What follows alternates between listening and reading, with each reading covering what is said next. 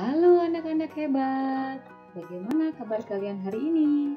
Semoga anak-anak tetap dalam keadaan sehat dan semangat belajar ya. Berjumpa kembali dengan Ibu Guru Ana.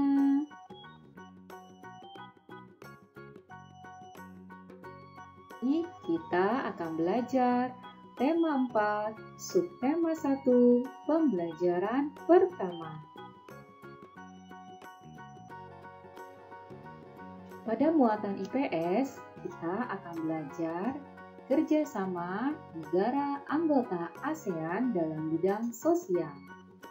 Globalisasi adalah proses masuknya ke ruang lingkup dunia. Penyebab adanya globalisasi antara lain perkembangan teknologi, alat komunikasi, dan alat transportasi. Hal ini memudahkan kerjasama antar negara.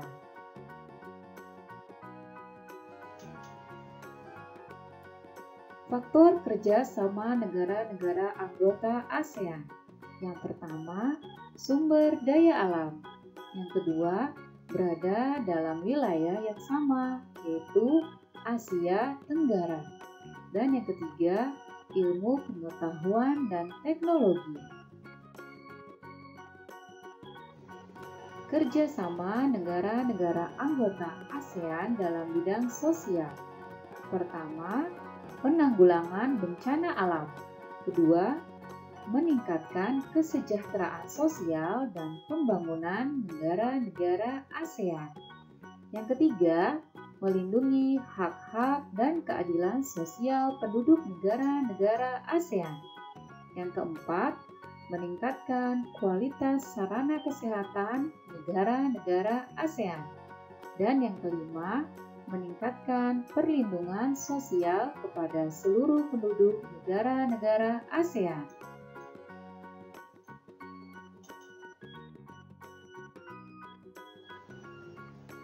Pada muatan bahasa Indonesia, kita akan belajar teks eksplanasi.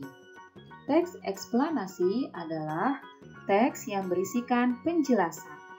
Susunan teks eksplanasi yang pertama, paragraf pertama berisi pernyataan umum, berupa topik masalah atau permasalahan umum yang dibahas. Kedua, paragraf kedua dan seterusnya berisi fakta, pembuktian, atau proses penyelesaian dari topik yang dibahas. Dan yang ketiga, pada paragraf terakhir berisi simpulan, pesan, atau kesan tentang topik yang dibahas.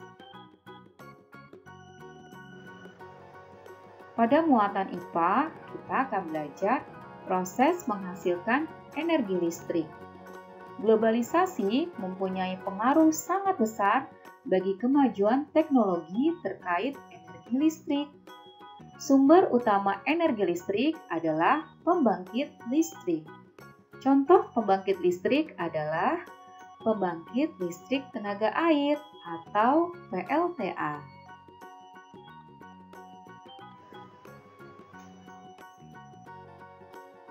Anak-anak, perhatikanlah gambar berikut ini.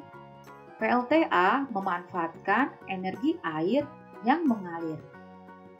Aliran air dialirkan melalui pipa-pipa khusus untuk menggerakkan turbin.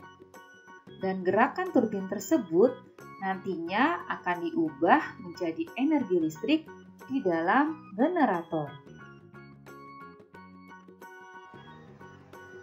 Dalam ruang lingkup yang kecil, beberapa daerah menggunakan pembangkit listrik secara mandiri, dinamakan pembangkit listrik mikrohidro.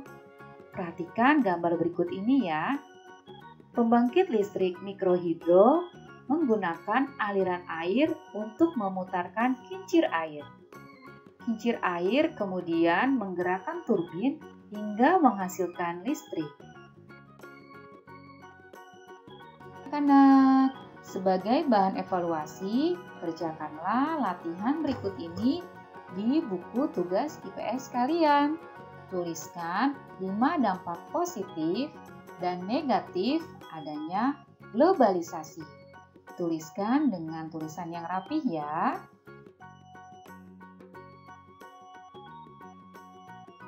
Anak-anak, sampai di sini dulu ya pembelajaran kita hari ini. Terima kasih kepada ayah dan bunda yang telah mendampingi anak-anak dalam belajar. Jangan lupa like dan subscribe video ini ya. Sampai bertemu di pembelajaran berikutnya. Salam sehat dan semangat belajar. Terima kasih.